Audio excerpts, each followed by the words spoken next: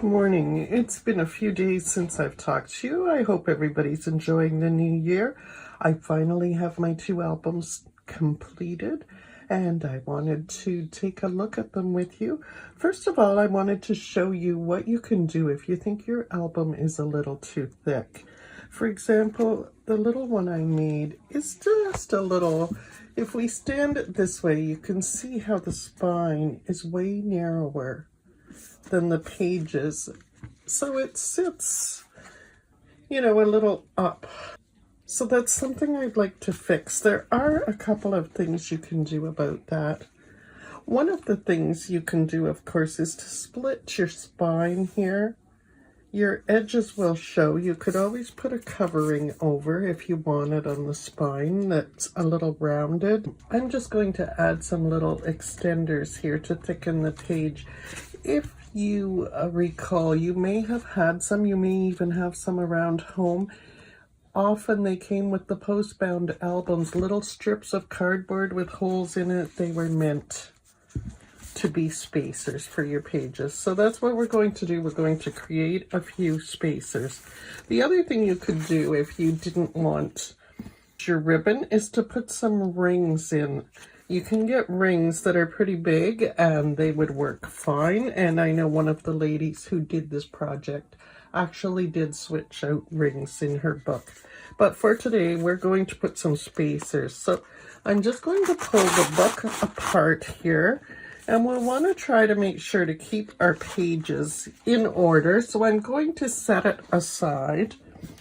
The first thing I do is I take a cardstock. This is the type you get from Michaels in the cheaper packs. I don't want to use my good textured cardstock for this. This is 8.5 by 11.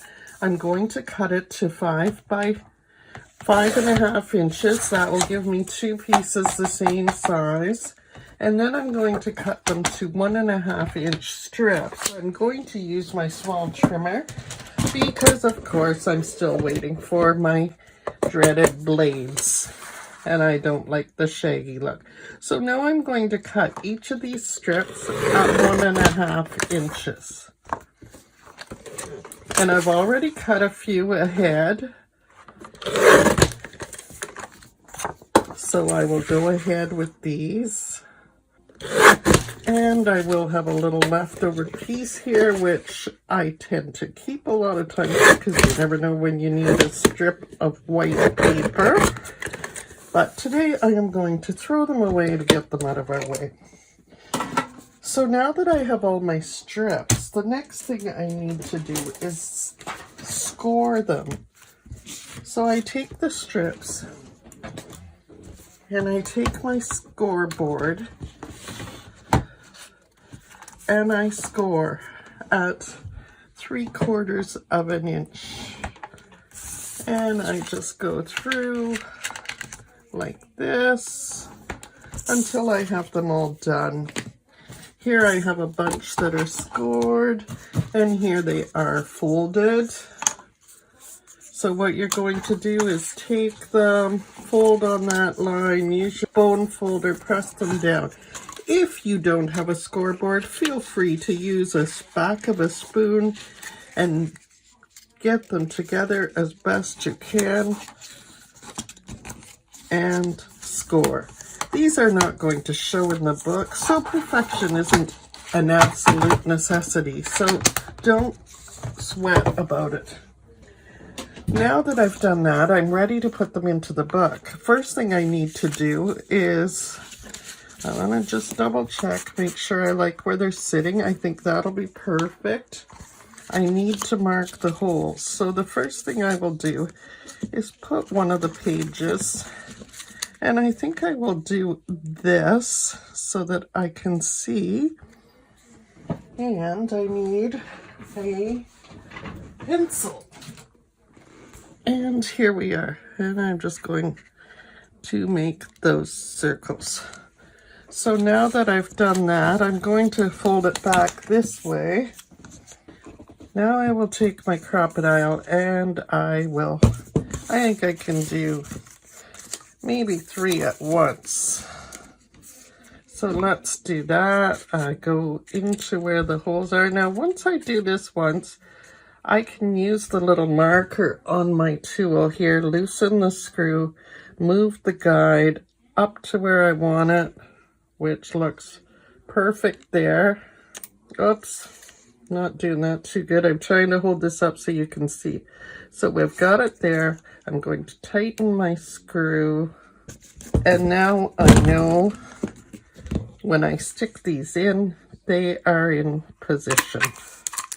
So there we go. Our only other problem is that our hole fills need to have something to poke there. So here we go.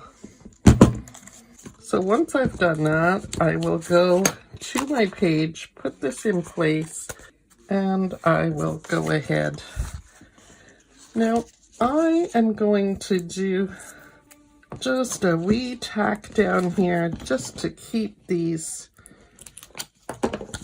in position, and reinforce it with a little dab of tape here, a little dab of glue, just anything to just kind of hold it in position so your holes are lined up when you go to put your string back through. And this is going to make a great difference. I will be right back to show you the final result. Now that I've got my pages all in, it looks really nice. And I've changed the way my spine looks. The only problem is now my page is a little short. So I think what I'm going to do here is add an extra piece, which is also going to reinforce that cover a bit. So I just make it from here to the edge of the page. I ignore the spine and I will attach that right there. And that is going to look way better. Once that's done, just to finish it off, I have these little strips of pre-cut basil, and I'm going to add one of those as a decorative piece. You could add any piece of pattern paper, you could add ribbon, you could cut your own strip if you have a die cutting machine. And I will put that on there like so, and I think I will add another piece here. Now, I may put this piece full length or just to the green. Maybe I'll do it just to the green, and that will finish the album.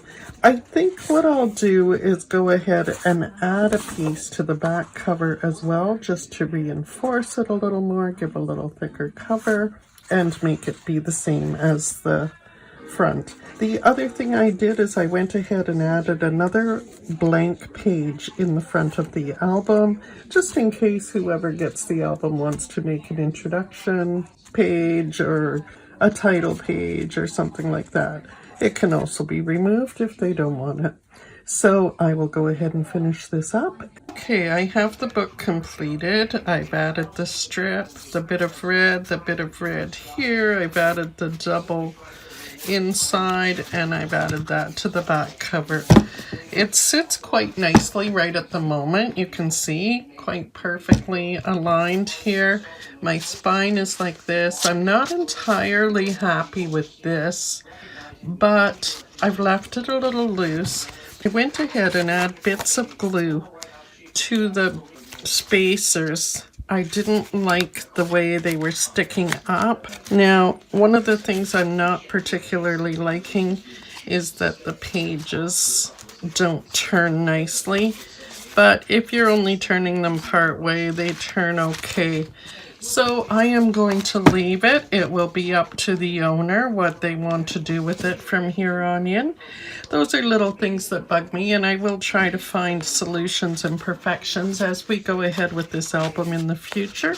I think it's an easy one to start with a base, and it's one that we can make to our own perfection. So that is it. I will be back with a flip through of this album, and I will do the draw for the giveaway.